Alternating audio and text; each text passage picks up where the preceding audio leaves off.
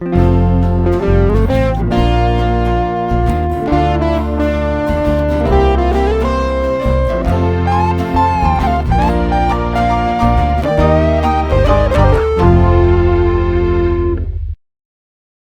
pessoal, meu nome é Fernanda França, eu sou mestre em Bioquímica e doutoranda no PP de Fisiologia da URGS, e nessa aula nós vamos ver sobre o potencial de ação.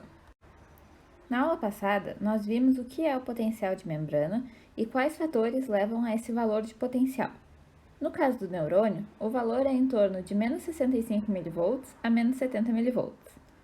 Quando a membrana encontra-se nessa situação, se diz que ela está polarizada, devido a essa diferença de carga em relação ao exterior.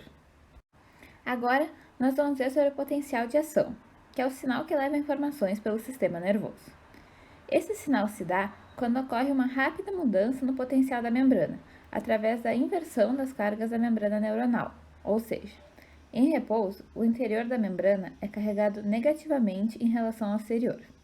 E no potencial de ação, isso se reverte, fazendo com que o lado de dentro da membrana adquira uma carga positiva em relação ao lado de fora. Isso pode ser ilustrado com esse gráfico aqui.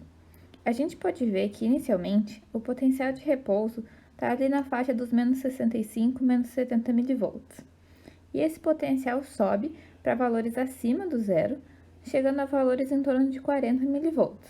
E em seguida desce de novo, chegando a valores inferiores ao potencial de repouso e depois se restabelecendo ao valor do potencial de repouso. Quando o potencial está aumentando, a gente chama de despolarização, porque antes a membrana estava polarizada, dentro era negativo e fora era positivo, e com o aumento do potencial, essa diferença vai se perdendo. Quando o potencial está voltando a cair, a gente chama de repolarização, porque a membrana está voltando a ser polarizada. E quando esse potencial cai para valores abaixo do repouso, se chama hiperpolarização, porque a membrana passa a ficar ainda mais polarizada do que quando ela está em repouso. Bom, mas como e por que isso acontece dessa forma? Um potencial de ação pode ser gerado de diversas formas, mas em geral elas envolvem a abertura de canais de sódio, fazendo com que haja um grande influxo de sódio para dentro da célula, já que esse íon é muito mais concentrado do lado de fora do que do lado de dentro, tendo então essa alta força de difusão que favorece a entrada do sódio. Essa abertura de canais de sódio pode ocorrer pelo estiramento de uma fibra nervosa, abrindo canais de sódio regulados mecanicamente, ou pela presença de um neurotransmissor, abrindo canais dependentes de ligante, por exemplo. Com a entrada de uma grande quantidade de sódio, o lado de dentro da membrana fica com uma carga menos negativa, no processo de despolarização. Com isso, há a abertura de novos canais de sódio, dessa vez os canais de sódio dependentes de voltagem. Como o próprio nome diz, é essa mudança na voltagem da membrana que causa uma mudança conformacional nesses canais, deixando-os abertos. Assim, há uma grande corrente despolarizante, e quando essa corrente atinge um nível crítico, chamado de limiar, a membrana irá gerar um potencial de ação. Assim, um potencial de ação é gerado quando há uma despolarização acima do limiar, que é o valor de voltagem da membrana, que fica em torno de menos 50 mV. Ok, até aqui a gente já entendeu como um potencial de ação é iniciado, mas e depois? Para entendermos o que acontece em seguida, a gente precisa voltar um pouquinho e entender como funcionam esses canais de sódio dependentes de voltagem que vão causar a corrente despolarizante. Esses canais possuem dois portões, um portão de ativação e um portão de inativação. Quando há um aumento no potencial de membrana, o portão de ativação se abre, permitindo a entrada de sódio para dentro da célula. Mas esse estímulo também vai causar o fechamento do portão de inativação, só que esse processo é muito mais lento do que a abertura do portão de ativação. Então é por isso que existe essa fase de despolarização, que é representada por essa linha aqui no gráfico, mas isso alcança um pico e para de subir, porque há o fechamento desses canais de sódio. Então, no pico do potencial, o portão de inativação finalmente se fecha, impedindo a entrada de mais íons de sódio. Nesse momento também, são abertos canais de potássio, permitindo a saída do potássio da célula, causando essa queda no potencial que a gente vê aqui no gráfico. Esse processo, como eu disse, é chamado de repolarização. Esses canais de potássio, na verdade, começam a se abrir pelo estímulo no aumento de potencial da membrana, junto com os canais de sódio, mas eles também são mais lentos e só terminam de abrir aqui no pico.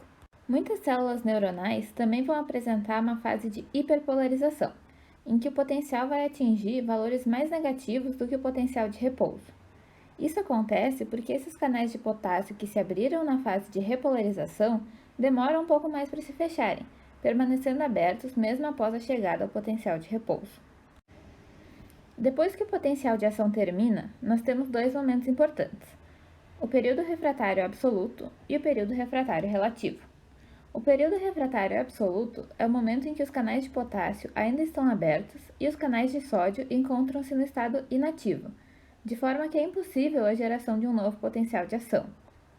Na medida em que os canais de potássio começam a se fechar e alguns canais de sódio começam a se recuperar da inativação, a membrana entra no período refratário relativo, em que é possível a geração de um novo potencial de ação, mas apenas aplicando um estímulo mais forte do que normalmente se requer para atingir o limiar. É importante ressaltar que a despolarização de um neurônio não gera potencial de ação até que se atinge o limiar, e por isso o potencial de ação tem uma natureza tudo ou nada. Ou seja, a amplitude e o formato de um potencial iniciado por uma grande corrente despolarizante são os mesmos de potenciais gerados por uma corrente que passa apenas um pouco acima do limiar. Mas tenha em mente que isso vale para o potencial de ação, mas existem sim potenciais sublimiares, que a gente vai ver na próxima aula. Vamos relembrar então alguns conceitos e as fases do potencial de ação que nós vimos até agora. Primeiro, a membrana encontra-se no potencial de repouso. Nesse momento, a membrana está mais permeável a íons de potássio do que a íons de sódio, devido à presença de canais de potássio de vazamento. Com a presença de um estímulo, há ativação de canais de sódio, levando a entrada de sódio para dentro da célula e despolarizando a membrana. Se essa despolarização atinge o valor de voltagem do limiar, são abertos canais de sódio dependentes de voltagem e o potencial de ação se inicia. Com a abertura desses canais, há uma alta corrente de íons de sódio para dentro da célula, despolarizando ainda mais a membrana. Quando o potencial chega a valores em torno de 40 mV, após aproximadamente 0,1 milissegundos, os canais de sódio são fechados e os canais de potássio abrem, iniciando a fase de repolarização. O potencial, então, passa pelo valor do potencial de repouso e chega a valores ainda mais negativos, na fase de hiperpolarização, e depois normaliza, chegando no potencial de repouso com o fechamento dos canais de potássio. Então tá, até agora nós vimos como ocorre o potencial de ação em um determinado ponto da membrana. Mas um potencial de ação pode estimular porções adjacentes à membrana, de forma a propagar-se por ela. É através desse processo que há a transferência de informações de um ponto a outro no sistema nervoso, pela condução do potencial pelo axônio. Quando uma parte da membrana despolariza o suficiente para atingir o limiar, os canais de sódio dependentes de voltagem se abrem, e com isso há o influxo de sódio, despolarizando segmentos adjacentes à membrana. Com isso, ao atingir o limiar nesse segmento, canais de sódio dependentes de voltagem nesse local também se abrem, e assim sucessivamente. Assim, o potencial propaga-se até atingir o terminal axonal, iniciando a transmissão sináptica. Um potencial de ação se propaga em apenas uma direção, ou seja, ele não volta para o ponto inicial. Isso ocorre porque o segmento anterior da membrana vai encontrar-se no período refratário, não podendo ser estimulado novamente. A velocidade da propagação vai depender de alguns fatores relativos ao axônio. Quanto mais espesso ele for, mais rápida será a propagação. Isso ocorre porque se o axônio for muito fino, é mais provável que a corrente despolarizante escape pela membrana através dos canais iônicos, ao passo que, se o axônio for mais espesso, a maior parte da corrente irá fluir pelo axônio. Além disso, muitos axônios possuem a bainha de mielina, que é um envoltório de várias camadas de membrana fornecidas pelas células de Schwann, no caso do sistema nervoso periférico, ou por oligodendrócitos, no caso do sistema nervoso central. A bainha de mielina funciona como uma fita isolante em volta de uma mangueira com vazamentos, que facilita o fluxo de água pela extensão da mangueira. Assim, a bainha de mielina facilita o fluxo de corrente pelo axônio, impedindo o vazamento dos íons pela membrana, aumentando assim a velocidade de propagação. Mas a bainha de mielina não é ininterrupta pelo axônio. Existem brechas por onde os íons podem atravessar para gerar potenciais de ação, e essas brechas se chamam nodos de Ranvier.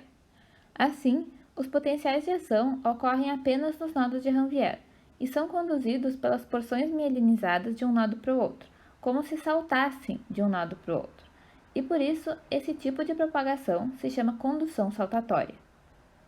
Isso permite, além de uma maior velocidade de propagação, uma conservação de energia, de forma a permitir uma perda muito menor de íons para ocorrer a propagação e, consequentemente, necessitando menos energia para restabelecer os gradientes de concentração de sódio e potássio. Com isso, finalizamos a aula de hoje e estamos prontos para ingressar na próxima aula, que vai ser sobre sinapses. Até lá!